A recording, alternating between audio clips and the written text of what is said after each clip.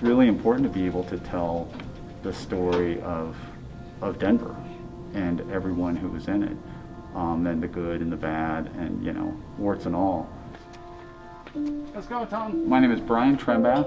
I'm the Special Collections Librarian for the Western History Collection at Denver Public Library. We are in the Western History and Genealogy Department on the 5th floor at the Central Branch. There we go. The most beautiful book ever published, the Kelmscott Chaucer.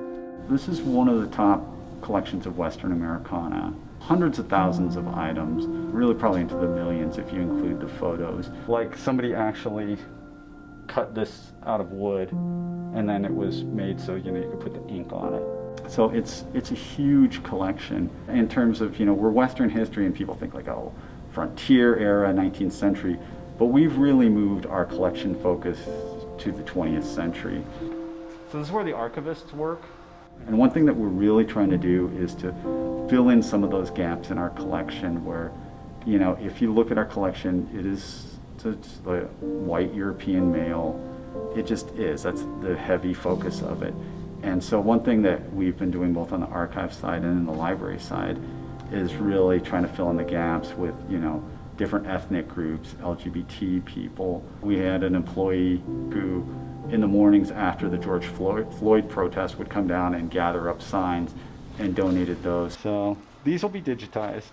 Just actually an item that I just purchased is for the collection is a yearbook from a Japanese internment camp.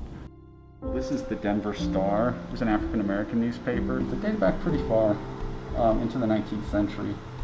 Yeah, it was based in 5 Points. I look at it as just, we're going to tell the whole story.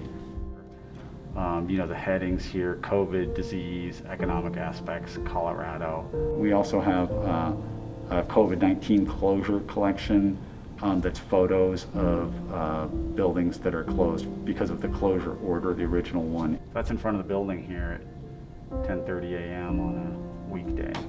Remember those days? Thank you, grocery store workers. We're around history all the time, and now we're living it. Yeah, this woman who took these, her husband works at this hospital, I'm pretty sure. So, and then now we're doing the 21st century too, with our COVID. So we really have to think long term.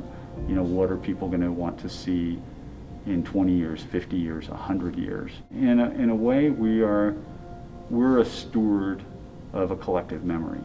So, like Denver's collective memory is here, and I know that all the people who work here feel a responsibility to tell that story in a thorough manner and to make sure that the collection that we leave behind is better and more robust and fuller. Yeah, Civic Center Park closed. And we have a great job here. We always get really interesting questions from people. We learn so much from them.